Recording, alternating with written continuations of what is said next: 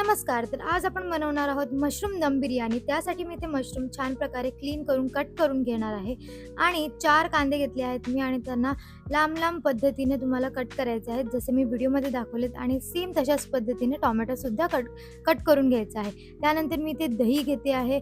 त्याला छान प्रकारे मिक्स करायचं, फेटायचं, स्मूथ पेस्ट बनवायची आहे त्याची. त्यानंतर मी त्याच्यात धना जिरा पावडर, गरम मसाला, हळद, तिखट असे सगळे मसाले मिक्स करून त्याला छान प्रकारे मिक्स करणार आहे आणि त्यानंतर आलं लसणाची पेस्ट, थोडेसे पुदिनाचे लीव्स टाकायचे आहेत. त्यानंतर थोडंसं मीठ घालून पुन्हा एकदा छान प्रकारे मिक्स करायचं आहे आणि त्यानंतर जे आपण मशरूम कट करून ठेवले होते ते सुद्धा ह्याच्यात टाकून छान प्रकारे त्याला मॅरिनेट करायचं आहे. प्लस आपण जे कांदा कापून ठेवला होता त्यातला थोडासा कांदा मी फ्राय करून तो सुद्धा ह्याच्यात टाकते आहे आणि त्याला छान प्रकारे मिक्स करून थोडा वेळ ठेवणार आहे. त्यानंतर इथे तांदूळ, बासमती तांदूळ घेतलेत मी. त्याला छान प्रकारे क्लीन करायचे, धुवायचे 3-4 वेळा आणि बॉईल करत ठेवायचं आहे.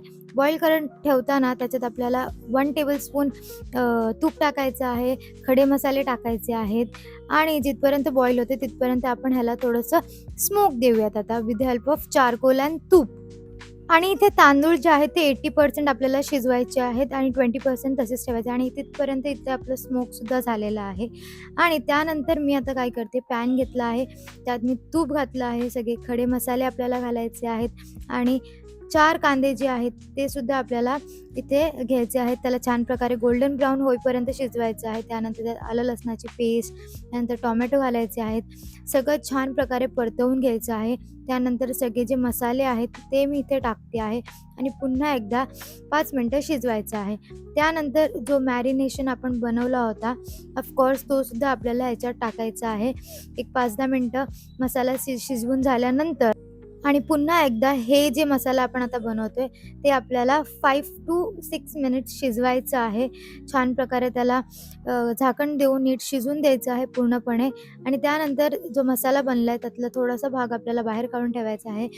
जे आपलं हाफ कुक्ड राईस होतं ते टाकलं आहे. त्याच्यावर पुन्हा एकदा भाजी, त्याच्यावर परत राईस, असं 2-3 लेयर करायचे आहे. त्यानंतर जे फ्राईड अनियन आहे ते टाकते मी, कोरिएंडर आणि मिंट लीव्स टाकते आहे आणि पुन्हा चारकोलचं स्मोक इफेक्ट द्यायचा आहे आणि अशा प्रकारे आपली जी रेसिपी आहे ती तयार झालेली आहे आणि तुम्हाला कशी वाटली तर नक्की मला कमेंट करून सांगा. बाय.